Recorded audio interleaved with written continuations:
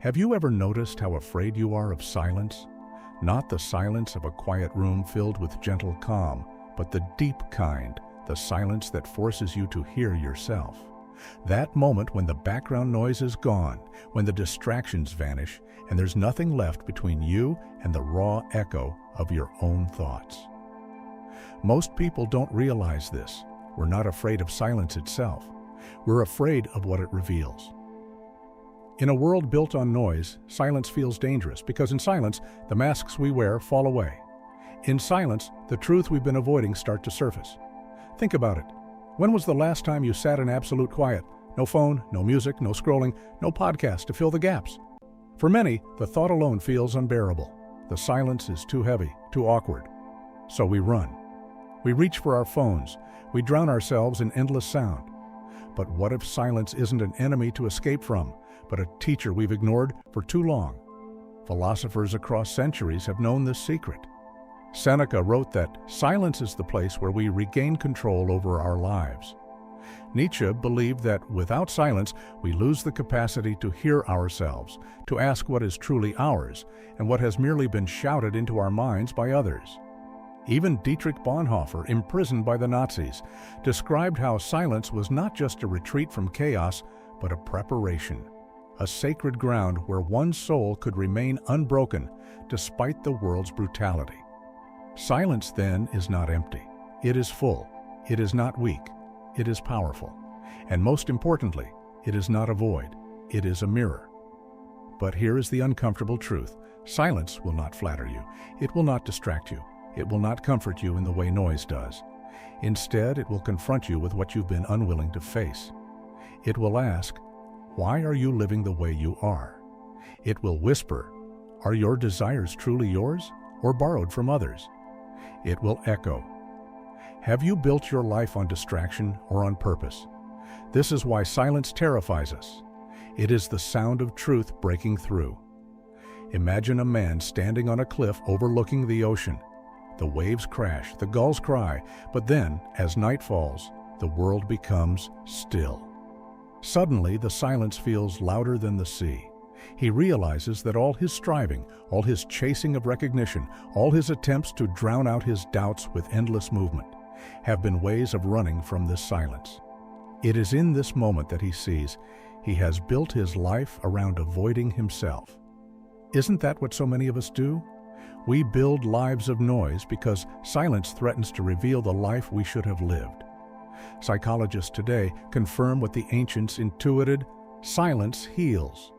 Neuroscience shows that quiet allows the brain to regenerate. It fosters creativity, strengthens memory, and reduces anxiety. But beyond the biological, silence transforms us spiritually. Silence is where resilience is forged.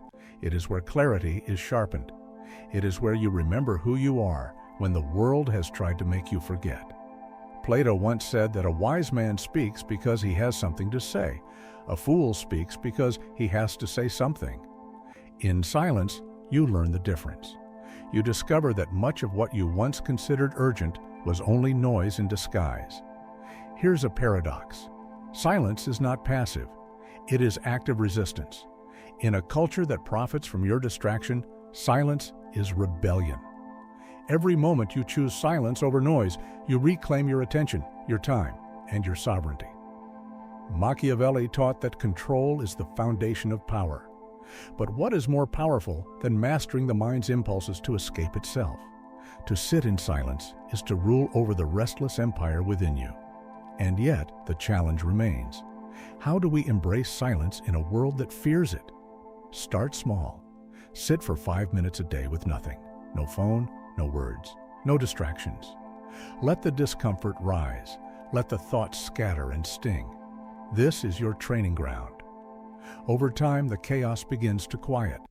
What was once unbearable becomes a refuge.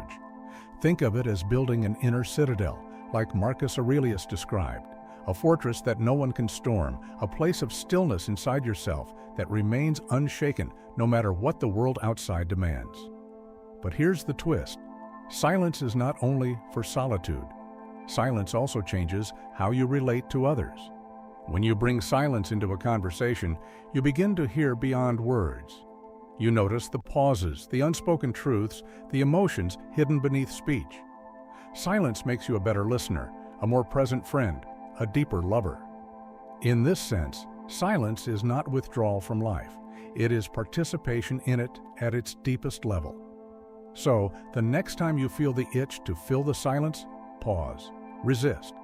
Ask yourself, what am I afraid to hear?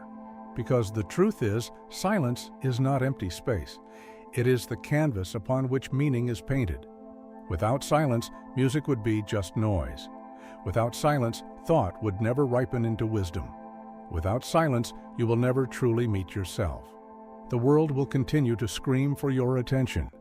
It will continue to sell you the illusion that every empty second must be filled. But you now hold a secret. Silence is not absence. It is presence. So choose it. Embrace it.